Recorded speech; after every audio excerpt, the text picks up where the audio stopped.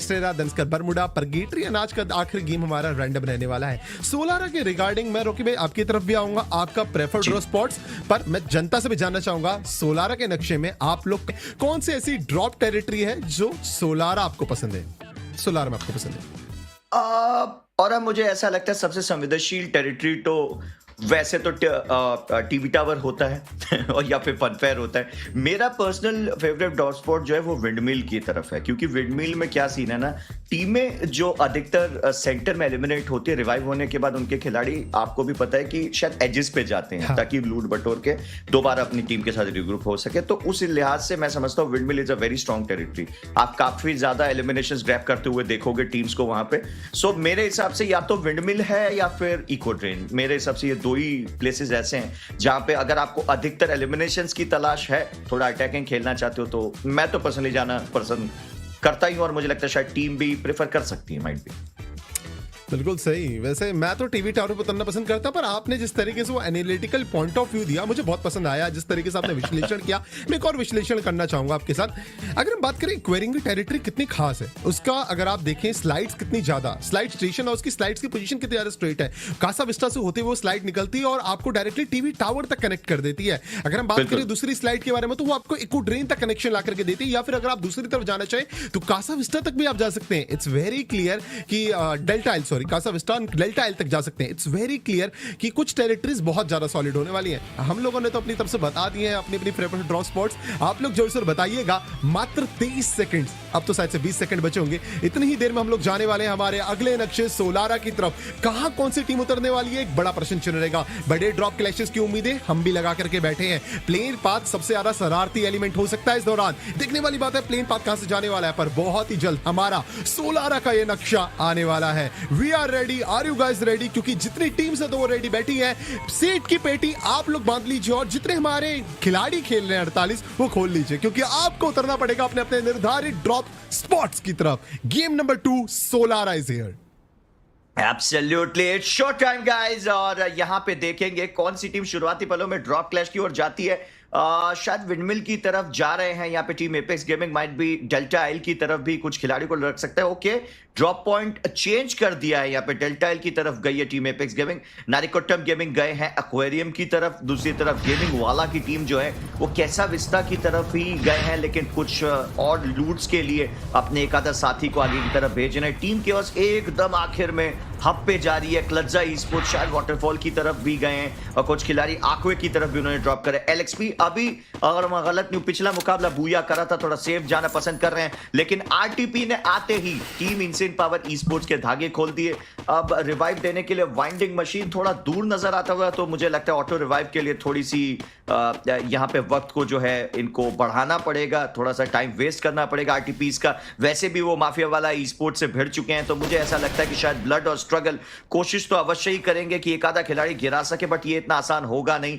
कैसी का प्रयोग किया जा रहा है, इंटरेस्टिंग। और स्ट्रगल जो है वो मेनली आईजीएल और बॉम्बल है, और कैसी का प्रयोग इतना ज्यादा करते हुए मैंने प्रीवियस दिनों में उनको देखा नहीं है, लेकिन जिस तरीके से अभी खेल रहे हैं मुझे लग रहा है शायद टीम को ये रणनीति जो है वो रास आ रही है। राज नॉकआउट हो चुके हैं, एडन को भी घुटनों में लाते हुए सोमी और ब्लड ने मिलकर यहाँ पे मैं तो कहूंगा कहीं ना कहीं माफिया वाला ई स्पोर्ट्स की टीम की जो मंशा थी उसको पूरी तरीके से ध्वस्त कर दिया। और आते ही देखिए फन फेयर में 5 एलिमिनेशंस, इससे बड़ी शुरुआत तो एक्सपेक्ट नहीं कर सकते आप। और अब आप मुझसे पूछेंगे फन फेयर पे फन कौन कर रहा है? फन कर रही है टीम आरटीपी।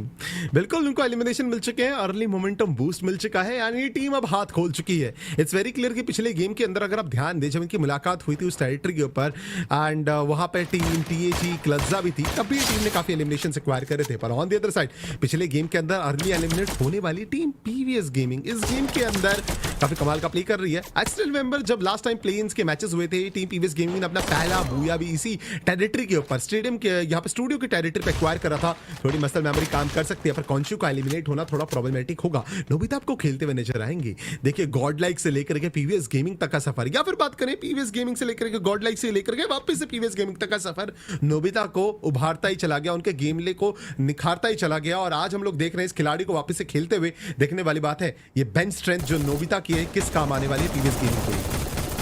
जी बिल्कुल, लेकिन और मैं एक चीज नोटिस कर पा रहा हूँ पीवीएस गेमिंग में थोड़े से अंडर कॉन्फिडेंट मालूम पड़ रहे हैं। जिस हिसाब से मैंने देखा खोंशू पहले हेडशॉट लगाने में विफल हुए, उसके बाद एक खिलाड़ी पे 1v1 नहीं गए, खिलाड़ी इंतजार करा अपने साथी के आने का। ये कहीं ना कहीं दर्शाता है अगर इस मानसिकता के साथ खेलेंगे जहां पे ऑलरेडी पिछले मुकाबले में मिनिमम 6 टीमें 15 या 15 से ज्यादा पॉइंट निकाल चुकी हैं, तो मुझे ऐसा लगता है कि शायद थोड़े से अगर आप बात करें रिदम से पीछे चल रही है ये टीम और पछताएंगे अगर इसी गियर में खेलना है तो फिर दिक्कत आपको होगी।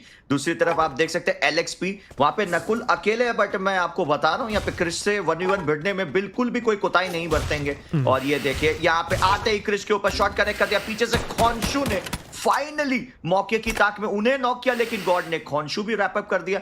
तो यहाँ पे कहीं ना तो पैटर्न सही नजर आ रही है पीवीएस गेमिंग की अटैक करने की, अंडर कॉन्फिडेंट भी नजर आ रहा है और अब तो ओपन टेरिटरी में भी फंस चुके हैं। केओस 4 खिलाड़ी यहाँ पे क्रिश के पीछे दौड़ रहे हैं और इनके पास मॉर्स भी नहीं है, इतना तय है क्रिश तो यहाँ नहीं बचने वाले। और कि नामुमकिन होने वाला है। जिस तरीके से टीम केओस आगे बढ़ रही है वो इस समय एलिमिनेशन हंग्री अंदाज में नजर आ रहे हैं। टीम की लाइनअप काफी ज्यादा सॉलिड है, पिछले मुकाबले में थोड़ा विफल हुए थे पर इस बार सफलता के लिए आगे बढ़ते हुए अवनीत आगे जाएंगे, एक और खिलाड़ी को नॉक करेंगे। आरमो काफी कमाल के खिलाड़ी, आरमो टीम के प्राइमरी रशर्स में से एक होने वाले हैं। एंड इस समय देखिए कमाल का प्ले करते हुए लाइनअप में थोड़े चेंजेस है, पिछले स्टेज के अंदर अवनीत खेलते हुए नजर नहीं आ रहे थे, स्टेज में अवनीत भी होने वाले हैं। ऑन द अदर साइड अगर बात करें गॉड बिल्कुल सामने होने वाले, उनको भी स्पॉट कर लिया जा सकता है। आई think so it's new battle जो हमारे सामने जल्दी फॉर्म होते हुए नजर आएगी। Right now team apex gaming versus team RTP. और ये देखिए शोटो जब भी 1v1 की बाउट हो, मैं तो ये भी आर्ग्यूबली कह सकता हूं कि बहुत कम बार होता है शोटो जो 1v1 बाउट हारते हैं। बहुत ही कम चांस होते हैं कि जब 1v1 की बैटल हो और शोटो उस बैटल को हार जाए।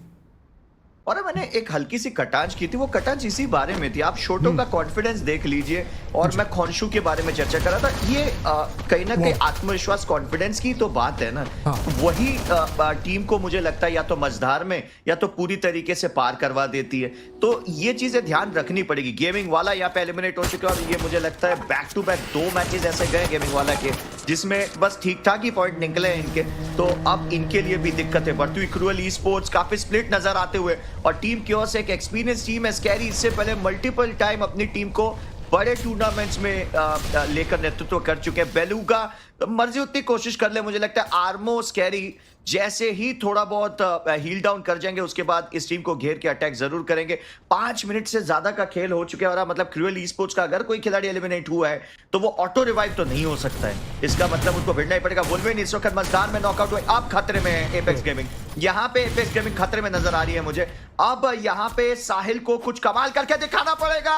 साहिल, अरे वो ग्रेनेड पार चली गई, लेकिन उसके बाद भी अभी भी वो ग्रेनेड जो है कारगर। ओह माय गॉड, अचानक से मुकाबले में साहिल ने पूरी टीम लाके खड़ी कर दी। स्क्रिप्ट अकेले वहां पे उड़ान भरते हुए, क्या वो बच पाएंगे?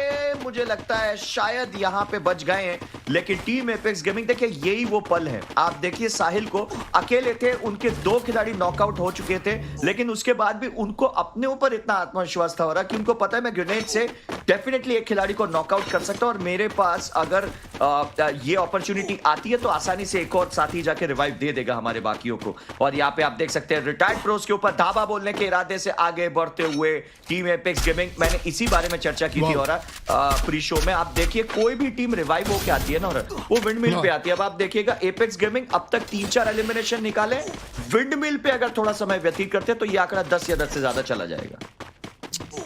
पर जो उस समय अंतराल पे हुआ है मैं उस चीज की वापस से चर्चा करना चाहूंगा। देखिए रिटायर्ड प्रोस के सामने बैटल ले रहे हैं, आरटीपी के साथ ये बैटल ले रहे हैं, पर उस समय अंतराल पे साहिल रिवाइव देते हैं, पूरी टीम के 2 खिलाड़ी खड़े होते हैं, केडी का कवर आता है, शोटो हील भी नहीं हुए थे, तीवा के साथ जो हीलिंग मिली थी उसके साथ सामने वाली टीम में पूरा हमला कर देते। मतलब देखा जाए वो एक अत्याधुनिक प्ले था।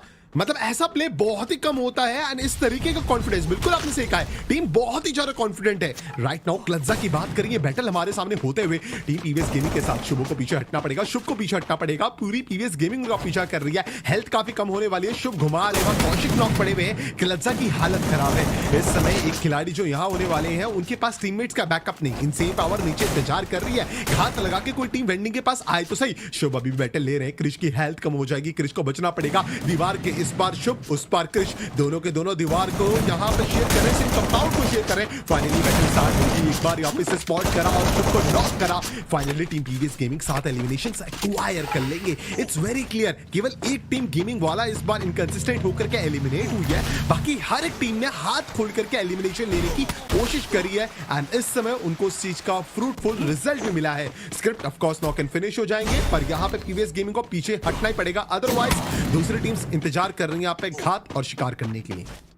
जी बिल्कुल, खोंशू बिल्कुल अकेले बचे हुए हैं। खोंशू को कुछ कमाल करके दिखाना पड़ेगा। यहाँ पे आप देख सकते हैं रोशन अपनी टीम के साथ बिल्कुल उधेड़ने के इरादे से आगे बढ़ते हुए एलएक्सपी को, इनसेन पावर की टीम को अपने नाम के अनुकूल बिल्कुल अगर आप कहें शक्ति प्रदर्शन करना पड़ेगा। और यहाँ पे मैं देख पा रहा हूँ एलएक्सपी ने बुरी तरीके से, अगर आप देखें हब के टेरिटरी से वहां पे खदेड़ दिया है और एलएक्सपी के गॉड को नॉकआउट होता हुआ देख के दोबारा से आकर्षित होते हुए यहाँ पे टीम, मुझे ऐसा लगता है कोल जीरा भी, जी बिल्कुल ज्यादा देर नहीं बचेंगे, कोल जीरा भी यहाँ पे नॉकआउट हो चुके हैं। किंग मर्जी उतनी प्रयास कर लें, लेकिन जिस तरीके से इनसेन पावर ने उनके ऊपर धावा बोला है, बचने के विकल्प काफी कम। एलएक्सपी यहाँ पे पूरी तरीके से ध्वस्त, पूरी तरीके से एलिमिनेट हो सकती है। पीछे से आलिम मियां भी आ चुके हैं और आलिम जाते ही अपने साथी को सबसे पहले रिवाइव देने की कोशिश करते हुए, लेकिन जय कैन सोलो के पास पूरा मौका है स्किल ब्लॉकर का इस्तेमाल करने की कोशिश किंग द्वारा। यहाँ पे अगर आप देखें फ्लैश फिश डालना चाहते थे, लेकिन उससे पहले ही किंग को नॉकआउट कर दिया गया है। आलिम फिर पीछे हटे, फिर रिवाइव देने की कोशिश। दूसरी तरफ मनी वहां पे इनसेन पावर ई स्पोर्ट्स के एक और साथी सुस्ती को नॉकआउट करके फिनिश कर देंगे ऐसा प्रतीत होता हुआ। जय के पास मौका, आलिम के ऊपर धावा बोलना चाहते हैं जय के, ओ यहाँ पे उस जंप शॉट का कोई भी यहाँ पे निकाल नहीं आता है। दूसरी तरफ आप देख सकते हैं 14 एलिमिनेशन निकाली हुई ये टीम इनसेन पावर एक के बाद एक और एलिमिनेशंस को अंजाम दे रही है। मतलब इस मुकाबले को बड़ा बना के कम से कम 25-30 पॉइंट्स का बनाना चाहते हैं। वो शुरुआती 3 मैच में पॉइंट बटोरने ही पड़ेंगे और क्योंकि अगर शुरुआती 3 मैचेस में आपके 50-60 पॉइंट लग गए ओवरऑल स्टैंडिंग्स पे, मुझे लगता है फिर आपको कोई रोक ना पाएगा क्वालिफाई होने से।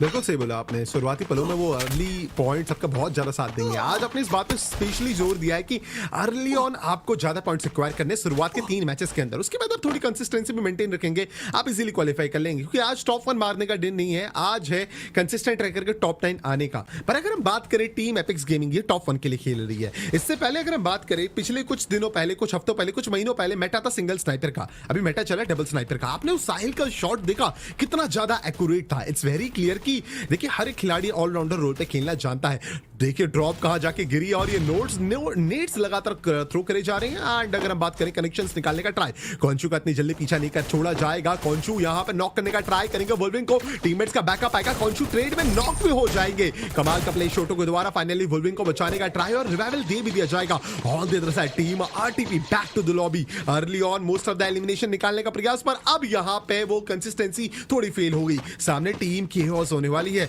नाम में ही केओस होने वाला है। देखते हैं कि team Chaos versus team Epics Gaming. एक तरफ टीम केओस जो one of the most elimination hungry team थी, इस समय आर्ग्यूबली अभी one of the most elimination hungry team Epics Gaming. जब दोनों आपस में भिड़ेंगे तो रिजल्ट क्या आने वाला है, ये 4v4 भाव हो सकता है। सबसे टीम केओस वहां से रोटेट करने का ट्राई कर रही है, पर टीम पीवीएस गेमिंग की बात करें राइट नाउ 8 एलिमिनेशन के साथ वो ऑलरेडी सेफ पैसेज पे या फिर सेफ प्लेस पे होने वाले, पर जोन के अंदर जाने की उनको भी ललकार है।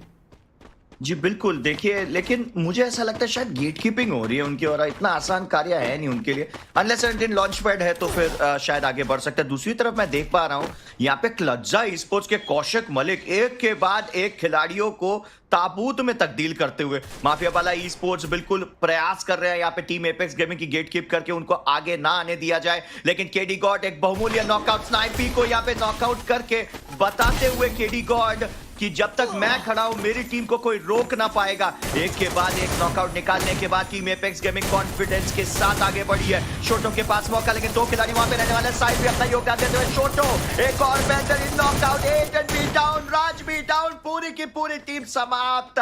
ये टीम नहीं आंधी बन चुकी है। अब टीम एपेक्स गेमिंग 16 एलिमिनेशंस निकालने में कामयाब हो चुके हैं। इतना तो तय आज के दिन ओवरऑल स्टैंडिंग से टेबल टॉप से एपेक्स गेमिंग को हटाने के लिए बाकी टीमों को शायद अपने करियर का सबसे बेस्ट खेल दिखाना पड़ेगा, तभी बात बनेगी। ये टीम नहीं रुकने वाले हैं। टीम केओस में मुझे लगता है कुछ सेकंड्स की ही मेहमान रहेगी। और M249 से लगातार हमले, केडी गॉड के वो जो स्नाइपर के शॉट से वो मिस नहीं होते हैं। पीछे हटकर टीम केओस गिरते पड़ते अगर अपने को बचा पाए तो अच्छी बात होगी। साहिल भी अपने ग्रेनेड्स के साथ तैयार है। साहिल के पास मौका, क्या यहाँ पे ड्रैगन फ्रीज डाली गई है? जी बिल्कुल, ड्रैगन फ्रीज डाली गई थी।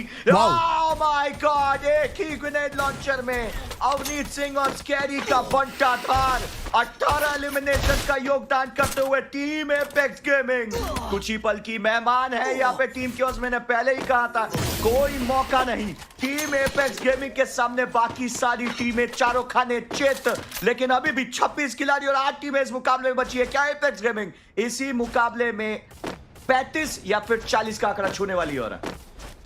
कुछ भी हो सकता है यहाँ पे, समय अंतराल पे कुछ भी हो सकता है। बात ध्यान से देखिए कि टीम केओस को वाइप आउट कर दिया जाएगा। आखिरी खिलाड़ी जो सर्वाइव कर रहे थे उनको भी बैक टू द लॉबी पहुंचाया गया है। पर इनसेन पावर, एक तरफ अगर आप टीम एपेक्स गेमिंग की बात करें, दूसरी तरफ भूलिए मत इनसेन पावर भी इस बार एलिमिनेशंस की रफ्तार में निकल करके आगे बढ़ रहे हैं। कौशिक मलिक को वहां नॉक कर दिया जाएगा, एलिमिनेशन एक्वायर कर लिया गया मनी के द्वारा।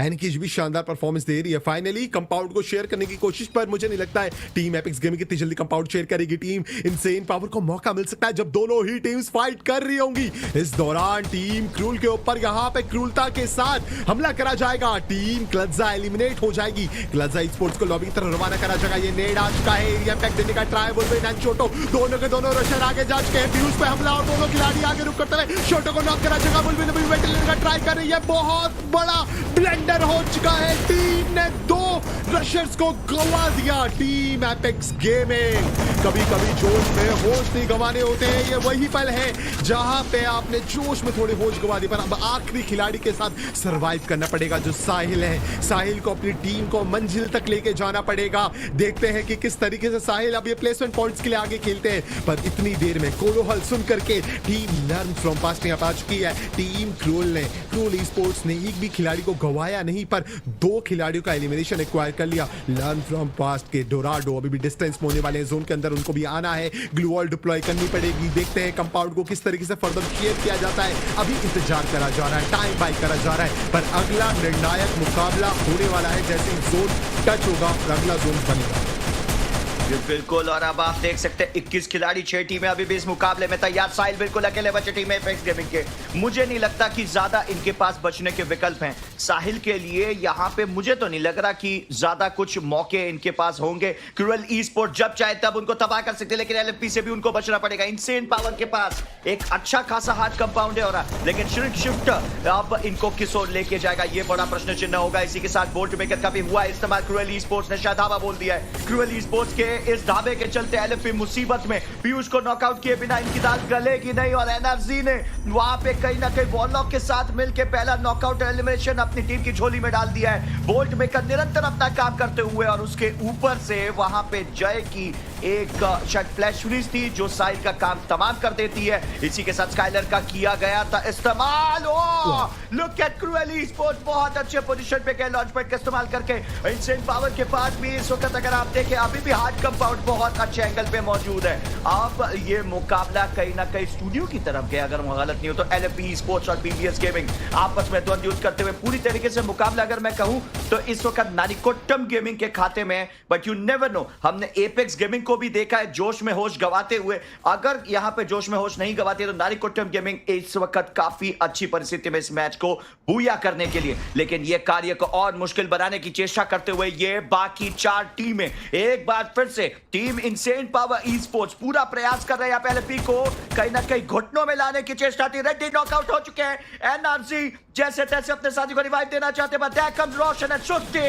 रोशन और सुस्ती की ओर से वो डैश है। रोशन डाउन, डिवाइन डाउन। सुस्ती क्या यहाँ पे अपने आप को बचा पाएंगे? सुस्ती अपने आप को भी नहीं बचा पाए, अपने साथियों को भी नहीं बचा पाए। पीवीएस गेमिंग का प्रयास पूरी तरीके से जारी, बस उस फ्लैश फ्रीज का सामना आपको निरंतर करते रहना पड़ेगा। मुझे कहीं ना कहीं लगता है ये ग्लू बॉल्स भी उनके लिए कोई परमानेंट आड़ बन नहीं सकती है। एलएफपी की ओर से लंबी चला गया, एनर्जी भी डाउन, डोराडो भी डाउन। रेड्डी बिल्कुल अकेले अपने साथी को बचाने में भी असमर्थ, और इसी के साथ एक और टीम एलिमिनेट हो जाती है। पीवीएस गेमिंग के पास ये आखिरी मौका। क्रूएल ई स्पोर्ट्स की हाइट लगातार कर रही रही है बाकी टीमों की हालत टाइट, लेकिन अभी भी मैन टू मैन एडवांटेज और पूरी तरीके से शक्तिशाली नजर आते हुए नारिकोटम गेमिंग। मुझे ऐसा लगता है स्टूडियो में एक तरफा ये मुकाबला नारिकोटम गेमिंग के खाते में जाता हुआ हो रहा है।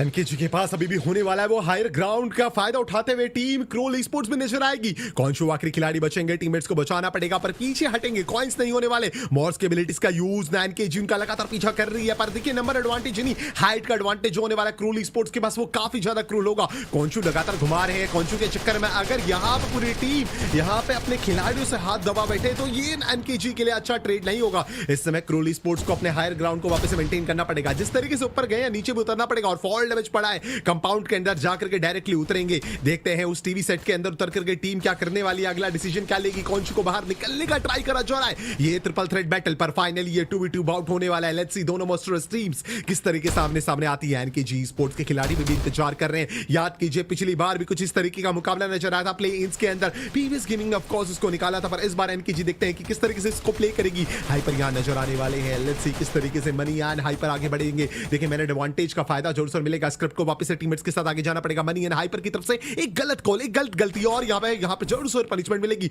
ऑफ कोर्स ग्लू वॉल लगा दी गई है, पैक करने का ट्राई करा जा रहा है। आई थिंक सो स्टेक करा जा रहा है, खिलाड़ियों को रोकने का ट्राई करा गया है। देखने वाली बात है मनी एंड टीम क्या करने वाले हैं। ग्लू वॉल तो डिप्लॉय कर दिया, वो नेट थ्रो करे जा रहे हैं। I think so pressurise situation में तोड़ा जाएगा। सामने वाली टीम को तोड़ मरोड़ करके हर तरीके की स्ट्रेटजी का फायदा उठाने की कोशिश। ब्लूगा को यहाँ पर स्पॉट करा, नॉक कर दिया जाएगा। आर्यन एंड यहाँ पे बात करें अंशु के बारे में, 2 खिलाड़ी सर्वाइव करेंगे। अंशु वेटरन खिलाड़ी होने वाले पर अब लास्ट प्लेयर लास्ट होप उनको भी स्पॉट कर देगा ट्राई। और इस समय अंशु अपने फॉर्म में आते हुए कौन एलिमिनेशन पर मनी उनको भी वाइप आउट कर देंगे। एनकेजी फाइनली इस बार ये बूया एक्वायर कर लेगी।